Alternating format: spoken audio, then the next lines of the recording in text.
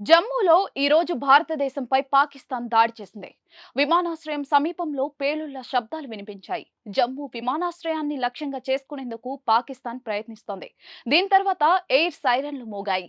జమ్మూ అంతటా విద్యుత్ సరఫరా నిలిచిపోయింది. ప్రజలు తమ ఇళ్లలోనే ఉండాలని ఆదేశాలు జారీ చేశారు. జమ్మూలోని వివిధ ప్రాంతాల్లో బ్లాక్అవుట్ విధించారు. జమ్మూలో 5 నుండి 6 పేలుళ్ల శబ్దాలు వినిపించాయని చెప్తున్నారు అక్కడి ప్రజలు. పాకిస్తాన్ డ్రోన్లు భారతదేశంలోకి ప్రవేశిస్తున్నట్లుగా కనిపించాయి. పాకిస్తాన్ దుందుడుకు చర్యలకు భారత సైన్యం ధీటైన సమాధానమిస్తోంది. మాతా వైష్ణో దేవి వద్ద బ్లాక్అవుట్ విధించబడింది. సైన్యం వైమానిక రక్షణ వ్యవస్థను సంసిద్ధం చేసింది. పాకిస్తాన్ కి చెందిన పలు డ్రోన్లను భారత సైన్యం నేలమట్టం చేసింది. F-16 సరిహద్దులు దాటి భారత్ లోకి ప్రవేశించింది.